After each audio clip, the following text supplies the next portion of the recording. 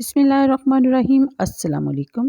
میری ویڈیو بہت کم لوگ دیکھتے ہیں، یہ تو میں جانتی ہوں، مگر مجھے پھر بھی خوشی ہے کہ کوئی نہ کوئی تو ہے جو اسے شوق سے دیکھتا ہے اور سنتا ہوگا۔ الحمدللہ میرے لیے یہی صدقہ جاریہ ہوگا جو کم از کم میری بخشش کا ذریعہ بن سکتا ہے۔ میں اپنی نیک نیتی سے ویڈیو بناتی ہوں اور میری غرض ارننگ ہی نہیں بلکہ میرا شوق تھا کہ میرے پاس جو تھوڑا بہت نالج ہے میں اسے صرف اپنے تک ہی نہ رکھوں بلکہ دوسروں تک بھی پہنچاؤں تاکہ آپ لوگوں میں بھی قرآن کریم کو پڑھنے کا شوق اور جذبہ اور لگن پیدا ہو۔ مجھے اس کا شوق کیسے پیدا ہوا یہ پھر میں پہلے بھی بتا چکی ہوں، پھر کسی وقت اس پہ بات بھی ہوگی۔ اور ویسے بھی ایک مسلمان کے لیے یہ حکم ہے کہ نیکی کرو اور نیکی کا حکم دو۔ تو ویسے بھی جب کوئی بیج بویا جاتا ہے تو اس کو تناور درخت بننے میں کافی ٹائم لگتا ہے، اور پھر یہ ضروری بھی نہیں کہ مالک کو اس کا پھل یا پھول نصیب ہوں۔ تو چلتے ہیں اپنے موضوع کی طرف۔ آج کا موضوع سورہ الحجرات پارہ نمبر 26 آیت نمبر 13۔ یا ایھا الناس انا خلقناکم من ذکر و انثی وجعلناکم، یعنی اے لوگو ہم نے پیدا کیا ہے تمہیں ایک مرد ایک عورت سے اور بنا دیا ہے تمہیں مختلف قومیں اور مختلف خاندان تاکہ ایک دوسرے کو پہچان سکو۔ تم میں سے زیادہ معزز اللہ کی بارگاہ میں وہ ہے جو تم سے زیادہ متقی اور پرہیزگار ہے، بے شک اللہ تعالیٰ علیم اور خبیر ہے۔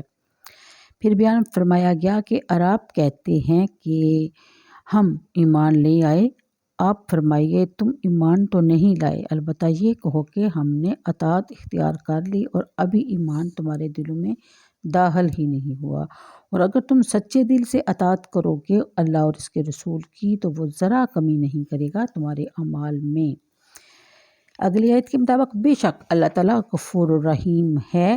کامل ایماندار تو وہی ہیں جو ایمان لے آئے اللہ اور اس کے رسول پر، پھر اس میں کبھی شک نہ کیا اور جہاد کرتے رہے اپنے مالوں اپنی جانوں کے ساتھ اللہ کی راہ میں، یہی لوگ راست باز ہیں۔ آپ فرمائیے کہ کیا تم آگاہ کرتے ہو اللہ کو اپنے دین سے، حالانکہ اللہ جانتا ہے ہر چیز کو جو آسمانوں میں اور جو زمین میں ہے۔ اللہ تعالیٰ ہر چیز کو اچھی طرح جانتا ہے، اور احسان جتلاتے ہیں آپ پر کہ وہ اسلام لے آئے۔ فرمائیے مجھ پر مت احسان جتلاؤ اپنے اسلام کا، بلکہ اللہ نے احسان فرمایا ہے تم پر کہ تمہیں ایمان کی ہدایت بخشی اگر تم اپنے ایمان کے دعوے میں سچے ہو۔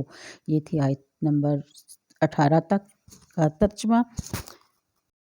تفسیر کے مطابق دور جہالت کے عرب دیگر گناہوں خرابیوں کے ساتھ ساتھ تفاخر کی بیماری میں بھی بری طرح مبتلا تھے۔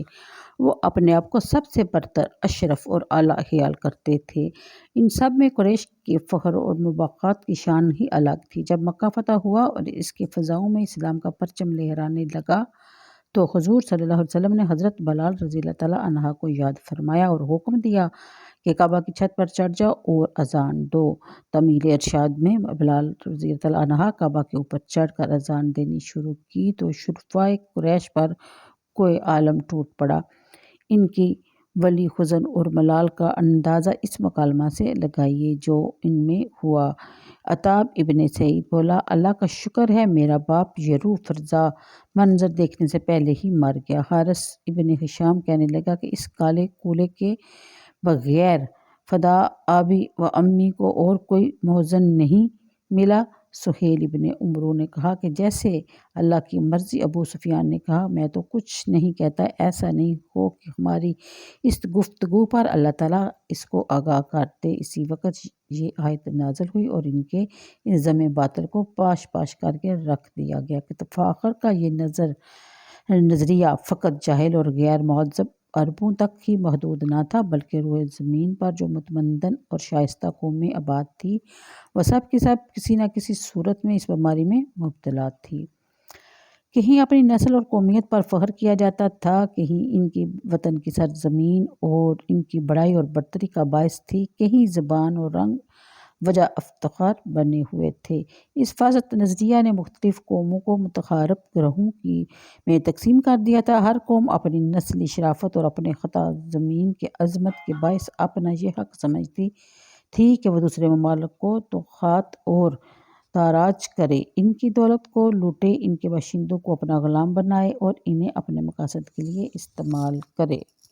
اس شر انگیز نظریہ کے بعد جنگ و جدال کا لامتناہی سلسلہ جاری رہا اور شرف انسانی کی قبا تہذیب و تمدن کے علمداروں نے ہاتھوں تار تار ہوتی رہی۔ یہ گمراہیاں صرف اس زمانہ میں ہی موجود نہ تھی، ازمنہ مظلمہ کہا جاتا ہے، بلکہ آج بھی اس کی ہلاکت افرینیوں سے انسانیت کی جبیں شرم کے مارے عرق آلود ہو جاتی ہے۔ بھارت جیسے دنیا بھر میں سب سے بڑا جمہوری ملک ہونے کا دعویٰ ہے، وہاں آج بھی طبقاتی امتیازات جوں کہ توں قائم ہیں۔ بھارت کی طول اور عرض میں اس 20ویں صدی میں بھی اچھوت نہ اعلیٰ ذات کے ہندوؤں کے مندروں میں جا کر پوجا پاٹ کر سکتے ہیں، نہ ہی ان کے کنووں سے پانی بھر سکتے ہیں۔